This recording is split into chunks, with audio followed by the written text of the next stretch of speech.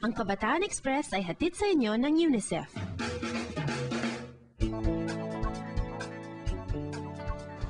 Pagdating sa edukasyon, maraming problema ang pwedeng pag-usapan. Nandiyan yung kakulangan sa budget, puro at pasilidad. Problema din daw ang kalidad ng edukasyon sa bansa. Pero sa kabila nito, marami pa rin kabataan ang nangangarap at umaasang edukasyon ng unang hakbang para mapabuti ang kanilang buhay. Panoorin ang ulat ng Baguio Bureau.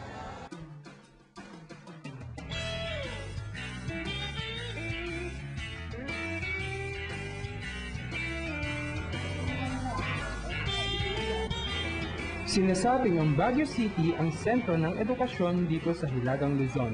At ngayon, hindi lamang sa loob ng mga silid-aralan nila, pinapatunayan ito. Skills nyo, sa paglabas nyo ay nagiging more productive. May guro, may pisara, may mga estudyante, may mga libro, at mga assignments. Ngunit, hindi ito ang pangkaraniwang classroom.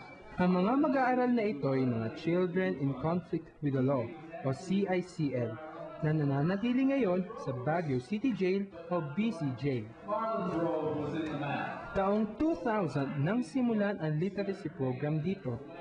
Ayon sa mga namamahala ng Baguio City Jail, ito raw ang kauna-unahang programang pang-edukasyon sa loob ng bilangguan para sa mga CICL. Wala silang ginagawa eh. That's one way of curing boredomness.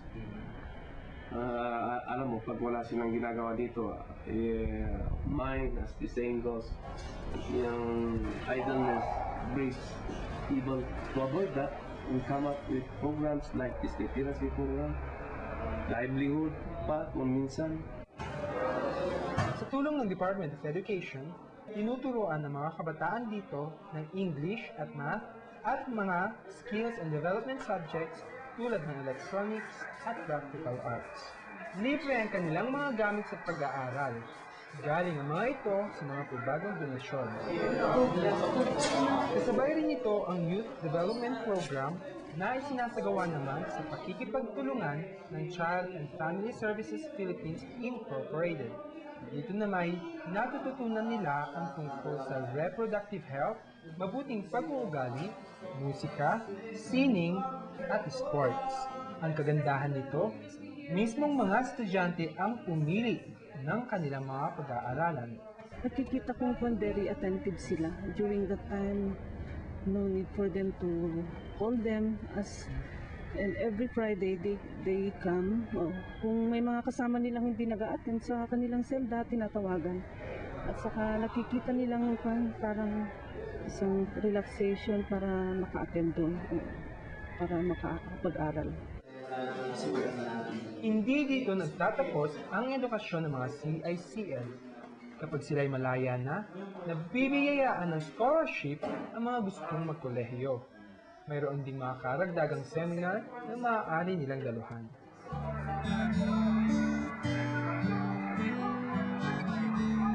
Kaya naman, para sa mga kabataan dito, ang mga programang ito ay nagbibigay ng pagkakataon para magbago ang takbo ng kanilang buhay. Parang nandun ka na sa kabuluduluan ng buhay mo na hindi ka magbabago, mababalik ka pa rin dito, kaya minsan makadat na ka nila napatay, gano'n. Kasi mula nung may mga nagtuturo-turo dito, pinakanan ako, ina-advisean nila ako, mga gano'n. Kaya yun, natututo rin ako. Sa labas, marami yung binaliwala mo, sayang, baliwala, pero dito mo maiisip na importante pala yung mga yun. Yung apekto nito sa akin, yung pakiramdam ko kasi first pa lang alam ko maganda na to. Saka tinuloy-tuloy ko na kasi alam kong may patutungan to. Parang binibigyan nila kami ng pag-asa. Totoo naman eh, kung wala siguro sila nandun pa rin ako sa kali kung hindi dahil sa kanila. Kaya maraming salamat talaga sa kanila.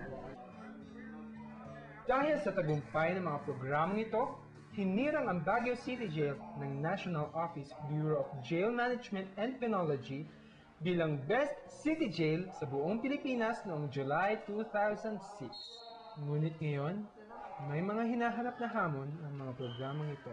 Kulang na kulang ang pundo para dito. Kulang na kulang.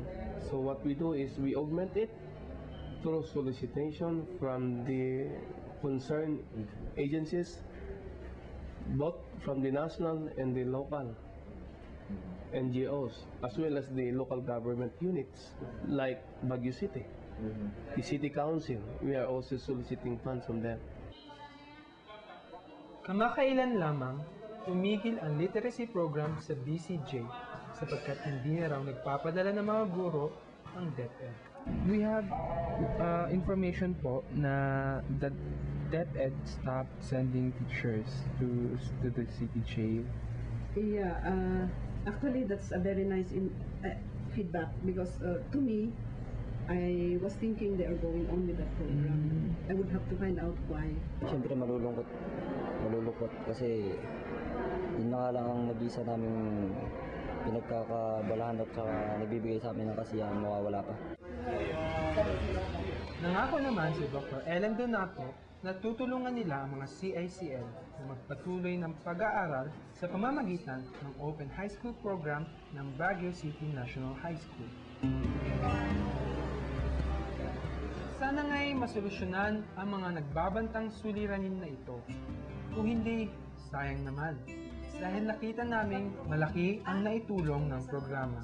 Hindi mo ma-express yung feeling of joy for helping somebody na hindi mo alam. Nakita mo lang siya, na-meet mo lang siya dahil kami ay nandito sa servisyo na in whatever way naman na ginawa namin na makakatulong sa kanya. That's already something. Self-fulfillment na. Wala po kayo absent? Walang absent. Yun ang ayaw kong miss. Ang mga mag-aaral naman, umaasang simula pa lang ito ng kanilang edukasyon. Hindi to parang pansamantala lang, tapos hindi yung buo ang natuturo. Parang complicated. Pero pag nasa labas ka, kung talaga gusto mo mag-aral, makakapag-aral ka ng mabuti. Nangihinayang ako dahil doon, nasa labas ako. Puro ang inatupag ko, puro kalokohan, puro barkada. Dito ko lang na-realize na sa isang tao mahalaga pa lang na pinag-aralan.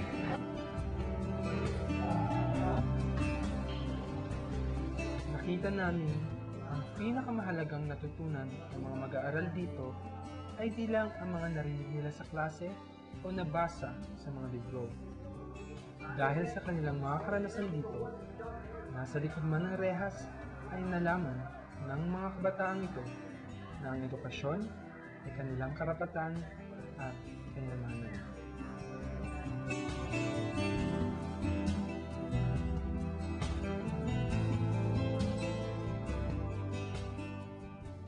Ang Kabataan Express ay hatid sa inyo ng UNICEF.